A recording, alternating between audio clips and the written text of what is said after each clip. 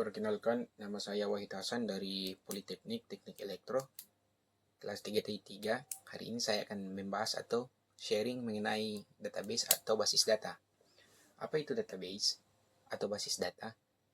Database adalah kumpulan data yang terorganisir dan terstruktur secara elektronik, sehingga dapat diakses, dikelola, dan diperbarui dengan mudah. Database memungkinkan penyimpanan data dalam format yang terstruktur seperti tabel, sehingga memudahkan proses pencarian dan pemrosesan informasi. Kalau kita berbicara mengenai database, prompt pertama yang kita harus tahu mengenai adalah data. Data bisa didefinisikan sebagai fakta mengenai objek atau kejadian. Fakta ini bisa disimpan dan dicatat.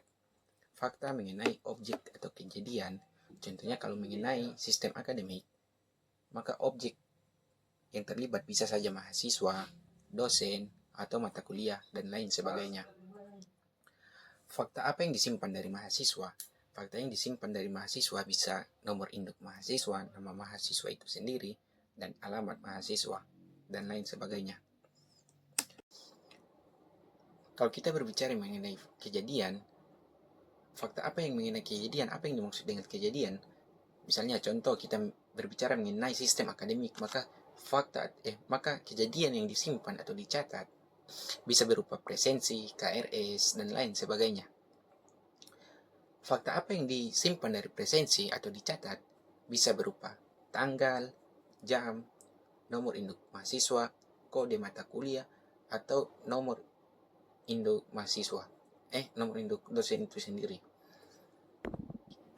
Jadi data adalah fakta mengenai objek atau kejadian. Fakta itu bisa disimpan atau dicatat. Kesimpulannya, dari kumpulan data-data tadi, maka disebut database, yaitu kumpulan dari data yang saling berelasi. Jenis-jenis data yang disimpan bisa berupa teks, angka, gambar, video, dan audio.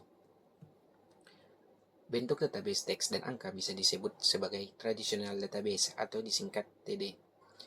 Traditional database adalah sistem penyimpan data yang menggunakan model rasional untuk mengelola data terstruktur.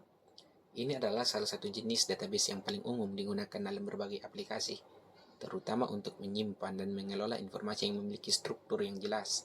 Kelebihannya, memastikan data konsisten dan akurat melalui pengaturan relasi dan batasan, mampu menjalankan query yang kompleks untuk analisis data yang mendalam, menggunakan SQL sebagai bahasa standar untuk pengelolaan data. Sedangkan kekurangannya, keterbatasan pada data tidak terstruktur, kurangnya efisien dalam menangani data yang tidak terstruktur atau semi terstruktur. Sedangkan bentuk database gambar, video, dan audio biasa disebut sebagai multimedia database atau disingkat sebagai MD. Multimedia database adalah sistem penyimpan yang dirancang khusus untuk mengelola berbagai jenis data multimedia, termasuk teks, gambar, audio, video, dan bentuk data lainnya yang tidak terstruktur. Database ini mampu menyimpan dan mengakses dan mengelola konten multimedia dengan cara yang efisien. Kelebihan multimedia database mampu menangani berbagai jenis data yang tidak terstruktur yang sering ditemukan dalam aplikasi modern. Kemudahan akses memudahkan pengguna untuk mencari dan mengelola dan mengakses konten multimedia dengan efisien. Sedangkan kekurangannya, pengelolaan data multimedia bisa lebih rumit dibandingkan dengan database tradisional. Kebutuhan sumber daya lebih tinggi, memerlukan lebih banyak ruang penyimpanan dan pemrosesan untuk pengelolaan data multimedia yang besar. Kemudian, database bisa dikelompokkan menjadi dua bagian, ya transactional database dan database warehouse. Transactional database digunakan untuk mendukung aplikasi operasional sehari-hari. Fungsi utamanya adalah untuk menyimpan dan memproses data transaksi yang dilakukan oleh pengguna, seperti pembelian, pembayaran, dan pengelolaan inventories. Sedangkan data warehouse berfungsi sebagai repository untuk menyimpan dan mengelola data historis dari berbagai sumber. Tujuannya adalah untuk mendukung analisis data dan pengambilan keputusan strategis dalam organisasi. Kesimpulannya, transactional database fokus pada operasi harian, sedangkan data warehouse fokus pada analisis dan pengambilan keputusan. Untuk mengelola database, kita memerlukan Database Management System atau DBMS. Database Management System adalah perangkat lunak yang digunakan untuk mengelola, menyimpan, dan mengambil data dalam database. DBMS berfungsi sebagai penghubung antara pengguna atau aplikasi dengan database, memungkinkan pengguna untuk melakukan operasi pada data dengan cara yang efisien dan terorganisir. Fungsi utama DBMS untuk menyimpan data secara terstruktur dalam tabel dan file yang mudah diakses. Pengelolaan data memungkinkan pengguna untuk melakukan operasi seperti menambah, mengubah, menghapus, dan mencari data. Keamanan data mengelola akses pengguna untuk menjaga data tetap aman dan hanya dapat diakses oleh pengguna yang berwenang. Integritas data menjamin bahwa data yang disimpan tetap akurat dan konsisten. Backup dan pemulihan, penyediaan mekanisme untuk membuat cadangan data dan memudahkan data yang hilang atau rusak. Software yang termaksud dalam DBMS bisa berupa Oracle Database, SQL Server, SQLite, Microsoft Access, dan lain-lain sebagainya.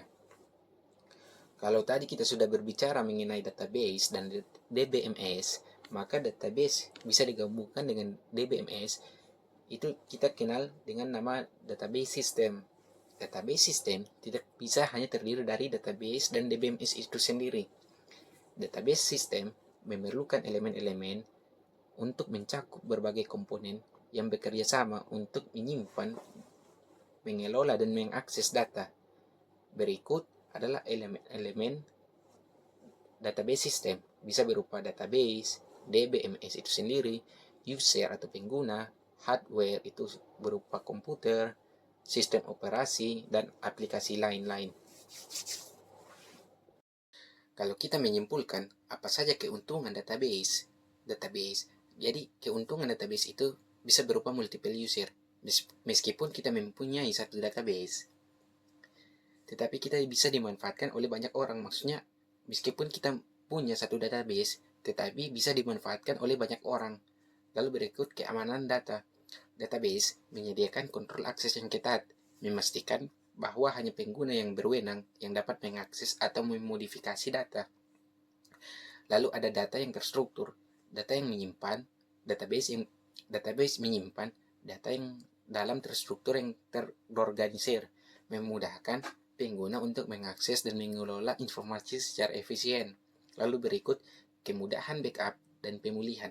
Database memiliki mekanisme untuk mencadangkan dan data dan memulihkannya dengan mudah jika terjadi kerusakan atau kehilangan data. Lalu yang berikut terakhir, kemampuan analisis data. Database menyediakan alat untuk melakukan analisis data dan pelaporan, memungkinkan organisasi untuk mendapatkan wawasan dari data yang dimiliki. Itulah tadi penjelasan singkat dari saya atau sharing singkat dari saya mengenai basis data. Sekian dan terima kasih.